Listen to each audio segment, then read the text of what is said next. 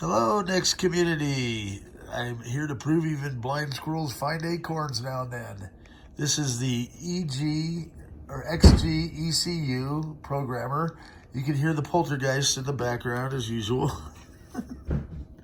Man, what is going on in my house? Okay, I think I'm going to get this to work. So what we have here is a Texas Instruments TMS chip.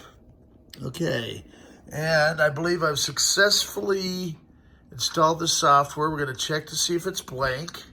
So we click blank. Great. And it's passed. Check blank flash time. Device is blank.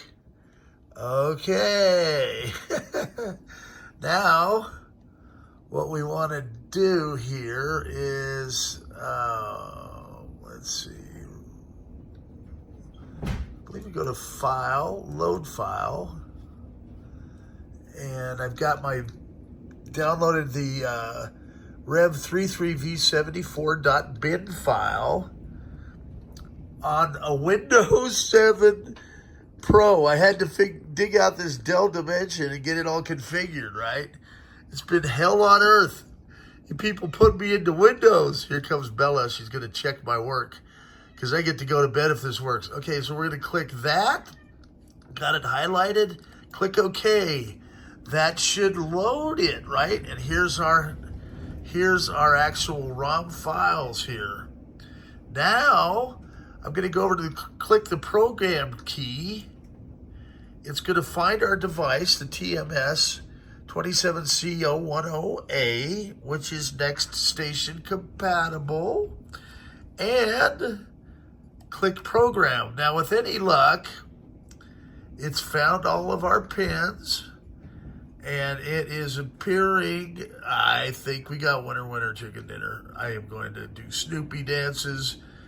You have no idea what I've been through. I mean, I spent... Can you hear that? I mean, that's not normal, is it? Come on, man. Just let me program and shift ghosties. That's right. Oh, my God. They're coming in, I swear. I know, we'd have the V74 ROM chip, but nothing will stop me. Okay, it says... it has succeeded here. If we go back, load file V74, it looks like we now have a programmed ROM chip, which I can put into the Mono Turbo and the Turbo Cube and update them from earlier ROM versions, okay? Why is that important? Well, the V74 ROM on NeXT hardware, Turbo hardware only, supports ADB devices, which is fantastic. You also have to have an ADB sound box or sound card, or one of our Brian Archer's dual compatible sound cards, which I sell, or a modded original ADB sound card that we made dual compatible. You also need the monitor cable to be ADB compatible. I sell custom cables that work with flat panels. This is just so huge for me. You have no idea. So this is something I had working years ago. I finally got it back. I had to go back retro hell, Windows Pro 7. I mean, I've even got an old Netgear for Wi-Fi internet. I've been surfing it the way, there are turtles that would walk on land faster than I'm currently going on the net. But the good news is I've got that Turbo Cube Dimension over there. I'm going to be able to drop this ROM chip in. That'll be the next video to show that I'm not completely nuts. And it should boot up with the V74 ROM, okay? This is geek stuff, right? And, if you've ever been in the situation... I know a lot of you out there have, where you've tried every which way in Sunday. And finally, I had to dig this up, got Pro working on it, and oh my God.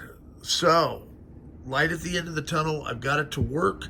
I am going to leave this box on and burn a bunch of them. I can also update the earlier versions of the non-ADB hardware to the latest ROM chips now. And I believe if I expose some of these, see this little window? I wanted to try this. It's a UV light.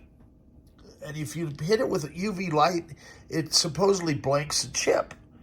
So I'm going to try that. I'll show you how that works if I'm successful. And I thought, I've got a little UV light gun. And I'm going to just see if I can actually erase a chip with that thing. Because if I can, that's going to save having to wait overnight for this other device. It's just a thought. I mean, I don't know if anybody's ever tried it, but a light bulb went onto my head that might just work because it puts a little blue light and then it melts these things together and it makes a glue. But the same UV light is probably used to do this stuff. So I don't know where I'm going with this, but having a V74 is huge because it's the latest version of the ROM. The version 2.5 V66 will now be a possibility because I can update all the old ROM chips. And if I can blank them out, I'm going to have to figure out a way to maybe print these little labels too. That's the next thing. But, this is a huge piece of the puzzle because it's something I can bring back into play. I can sell chips. I need to find a supplier for chips. If anybody out there can tell me where to locate these. I know I've had success in the past, but it's been a minute. And they're kind of becoming bland obsolete.